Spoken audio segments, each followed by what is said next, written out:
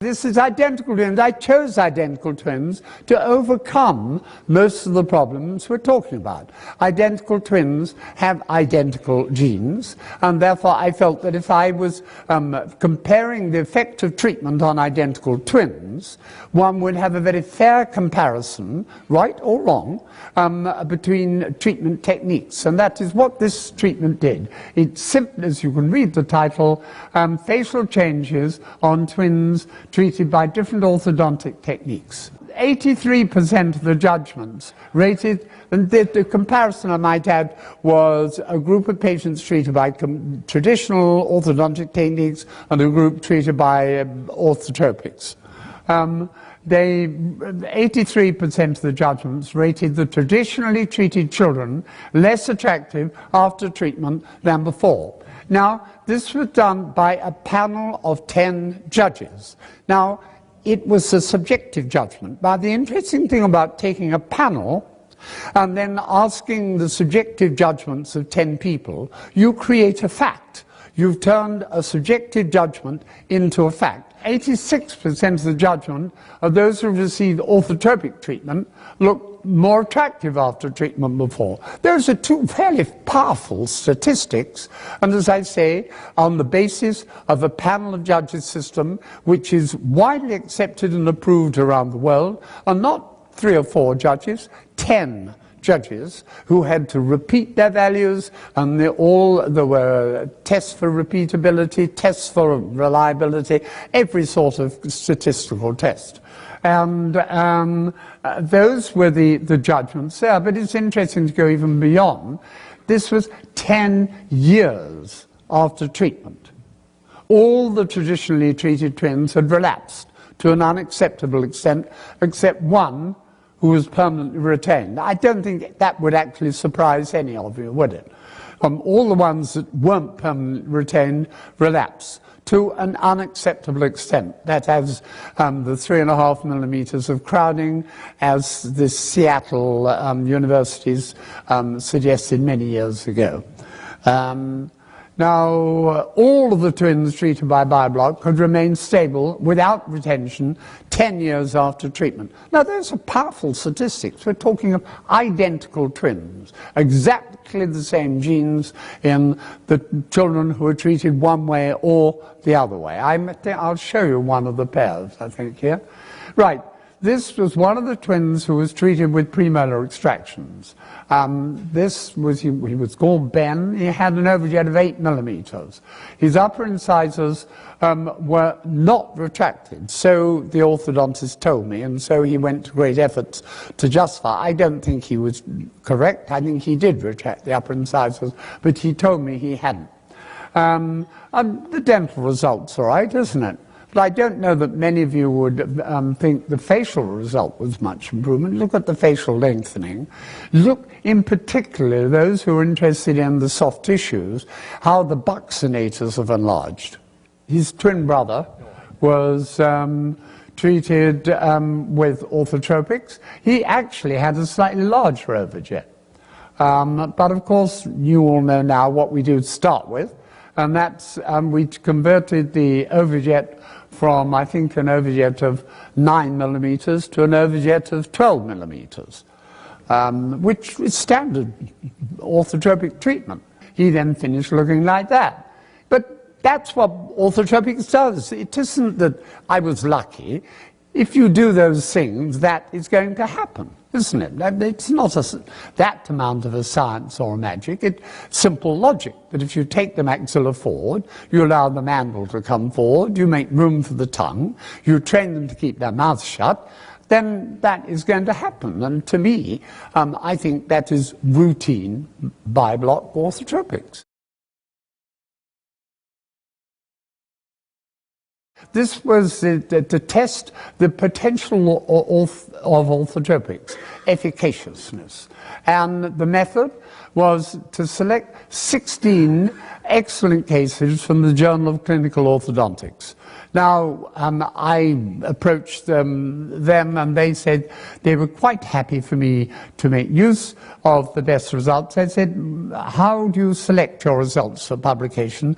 And they said, well, we only select excellently treated results, and these we show and to demonstrate the potential of orthodontics. And so I felt here we have a sample of excellent results treated by conventional orthodontics. So there was a wide range of different treatments.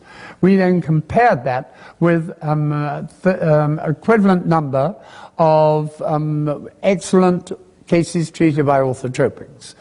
So the two samples were selected on the same basis of excellence. The only difference, of course, was that the sample in the JCO was probably a sample of 100 million or two, whereas the sample of orthotropics was just the selection of out of a few hundred from our practice.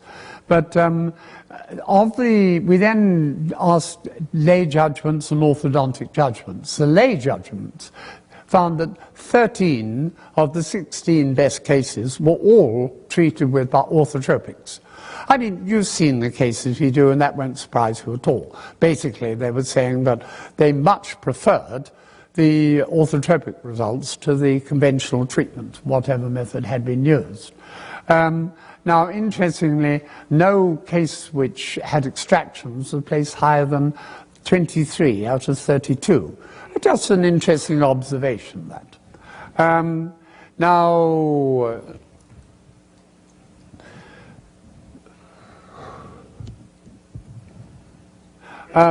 That was the case that was chosen as best.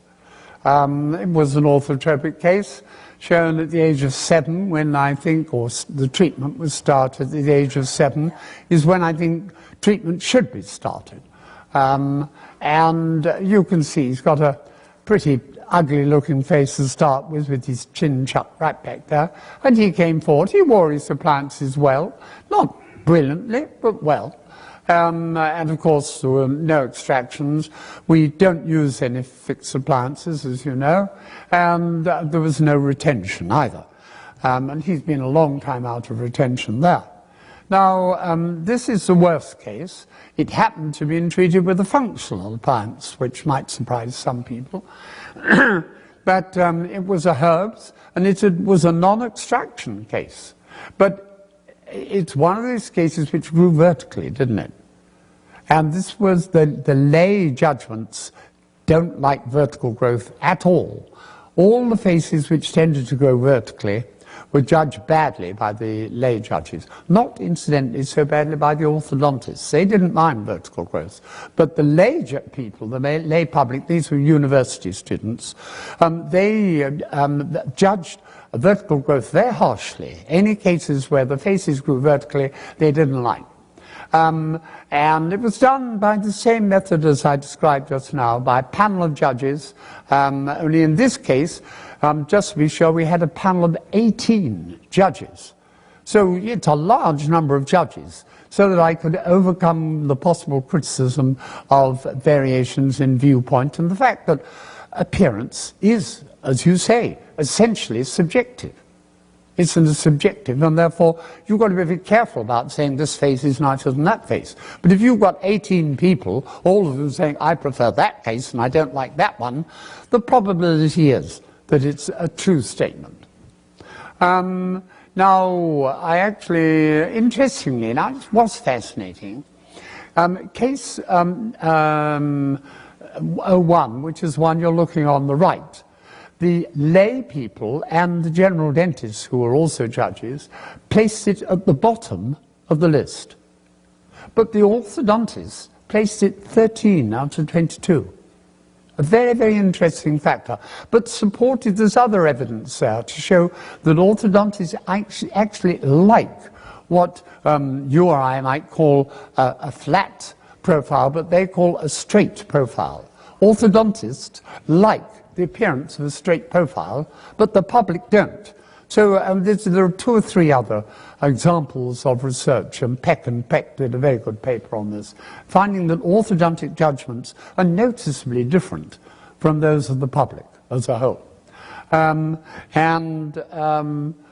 This was the sixth best of the orthotropic cases. That girl on the top right had micrognathia, and she was waiting for surgery. These cases were all placed way, way, way above the conventionally treated cases. And remembering, we're talking of excellently treated conventional cases. In fact, I select here the six best of the conventionally treated cases. But they were, of course, and you can see they were placed way down. The best was placed 8th, 9th, then 15th, 17th, 19th, and 20th. So the best of the cases treated by other methods came way down in the aesthetic scores. Now, some of you will think that this is an unfair form of the research because the cases were selected. But if you're checking for efficaciousness, you can only do it by selecting the best cases of each group. It's the only way you can find what the potential of any method is. And therefore, the method of efficaciousness, I think, has much to teach us in the future about selecting good methods of treatment. Because by using these methods, we will be able to discover new methods of improving faces. And that is what the public want. The public aren't too worried about their teeth, certainly not their back teeth. They just want straight front teeth, but a nice looking face. And orthotropics can provide that. And as the evidence would suggest, orthodontics can't. We're just looking at this evidence, and it's powerful evidence, however you would look at it.